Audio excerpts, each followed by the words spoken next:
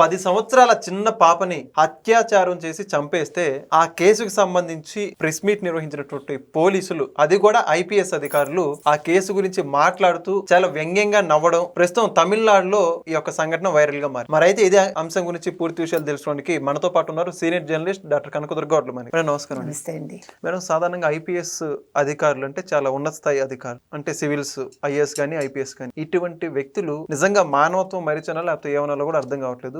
కోయంబత్తూరులో ఒక చిన్న పాప మీద అత్యాచారం జరిగి చంపేస్తే దాని గురించి ఆ కేసు వివరాలు వెల్లడించాల్సింది పోయి దానికి ముందు దాని వెనక మధ్యలో బాగా నవ్వడం, ఆ వీడియో క్లిప్స్ బయటకు వచ్చి అవి బాగా సర్క్యులేట్ అయ్యి నెటిజన్స్ ఎవరైతే సోషల్ మీడియాలో అందరూ ఆగ్రహం వ్యక్తం చేస్తున్నారు. మొత్తానికి అంశం గురించి ఏమంటారు మీరు? చెప్పినట్టుగా ఒక 10 ఏళ్ల పాపని కిడ్నాప్ చేసి అత్యాచారం చేస్తే దాని మీద ఒక ప్రెస్ మీట్ పెట్టినప్పుడు ముందు చిట్ చాట్ లో వాళ్ళు నవ్వుతున్నారు. తప్పు కదా, సీరియస్ అంశం అది. అసలు మనం మనలాంటి వాళ్ళం వింటేనే బాధపడుతున్నాం. అలాంటిది ఆ కేసులో ఇన్వాల్వ్ అయిన వాళ్ళు ఇంకెంత ఉండాలి?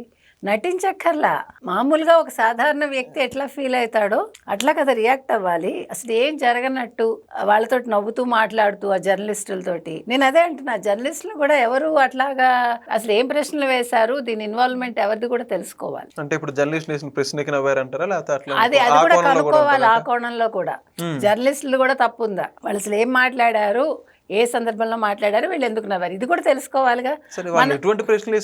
వీళ్ళు తప్పే బాబు, అందులో కాదని అంటల్లా, కానీ వీళ్ళ తప్పు కూడా ఏంటని తెలుసుకోవాలి కదా.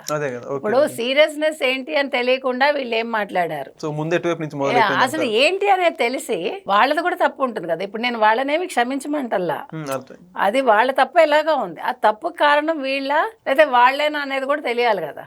జర్నలిస్టులు కూడా అలా ఉండకూడదని నేను చెప్తున్నా. ఎవరైనా మనం ముందు ఒక మనిషిగా మనం ప్రవర్తించాలి. సో ఇక్కడ ఆ ప్రవర్తన లేదు. సో విజయ్ వెంటనే రియాక్ట్ అయ్యారు. ముఖ్యమంత్రి విజయ్ ఏమన్నారు, ఎంతటి వాడినైనా వదిలిపెట్టద్దు. ముందు వాళ్ళని సస్పెండ్ చేశారు ముగ్గురిని. అది పక్కకు పెడితే ఇవాళ యాక్చువల్గా వాళ్ళకి మనకి షీ టీమ్స్ ఉన్నట్టుగా సైబర్ క్రైమ్ కి సంబంధించి, విమెన్ సేఫ్టీకి సంబంధించి ఒక మహిళా ఐపీఎస్ ఆయన ఇవాళ నియమించారు కొత్తగాను. సో చాలా సీరియస్గా దృష్టి పెడుతున్నాడు ఆయన. అంటే ముఖ్యంగా పాఠశాలల్లో, తర్వాత కళాశాలల్లో, అంటే పిల్లలు ఎక్కడెక్కడుంటారు హాస్టల్స్లో, అంటే ప్రభుత్వ హాస్టల్స్ కూడా చూడాలి. ఇలాంటి చోట్ల ఎలాంటి లైంగిక వేధింపులకి ఆడపిల్లలు గురవుతున్నారు, దీని మీద దృష్టి పెడుతున్నారు విజయ్. పెట్టాలి కూడా, ఎందుకంటే ఇవి మనకు తెలియదండి ఎంత బాధాకరం. అంటే నేను జర్నలిజానికి వచ్చిన కొత్తలోనే మీకు అవ్వై హోమ్ అని ఉండేది. అంటే అక్కడ అనాథ పిల్లలు ఉంటారు అడియార్లో. ఒక చిన్న పిల్ల ప్రెగ్నెంట్ అయింది, నేను కవర్ చేయడానికి వెళ్ళా. అసలు మీరు ఆలోచించండి, అక్కడ సిస్టర్స్ వాళ్ళు మన మాట్లాడనివ్వరు. ఎందుకు చెప్తున్నానంటే ఇది వాళ్ళు కొత్తగా వచ్చింది కాదు, కాకపోతే ఏంటంటే మీకు సోషల్ మీడియా వల్ల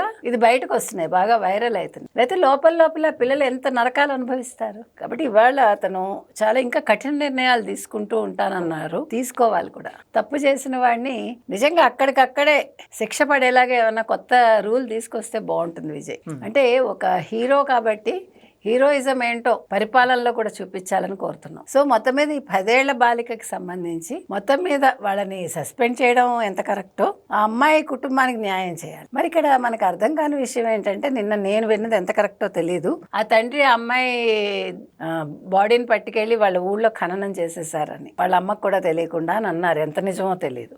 అసలు ఇందులో ఎవరి ఇన్వాల్వ్మెంట్ ఉంది, ఆ పాపని ఎవరు కిడ్నాప్ చేశారు, ఇందులో ఎవరి హస్తం ఉంది, ఇవన్నీ తెలియాలి కదా. ఆ వివరాలు వస్తే బాగుంటుంది. ఎందుకంటే ఆ అమ్మాయి పేరు మనకు అక్కర్లా, ఆ అమ్మాయి గురించి మనకు అక్కర్లే, కానీ ఆ అమ్మాయిని అట్లా చేసిన వాళ్ళ వివరాలు వచ్చి వాళ్ళకి శిక్ష పడిందని మనకు తెలిస్తే చాలు, మనం కోరుతున్నది అది. సో మొత్తం మీద విజయ్ వచ్చాక మొట్టమొదట ఒక కేసు ఇది కోయంబత్తూరులో, దీని మీద చాలా సీరియస్గా ఆయన రియాక్ట్ అవ్వటం జరిగింది. చాలా మంచి పనులు చేస్తున్నారు ఆయన, ఇంకా కొత్త కాబట్టి అనుభవంతో వస్తాయి అన్నీ కూడా. సో మొత్తం మీద ఇలాంటి అంటే అమ్మాయిల మీద అఘాయిత్యాలు అనేవి జరగకూడదని కోరుకుందాం. అది చిన్నపిల్లల పెద్ద పిల్లల అని కాదు, ఇది చాలా అన్యాయం అది. Thank you. Thank you.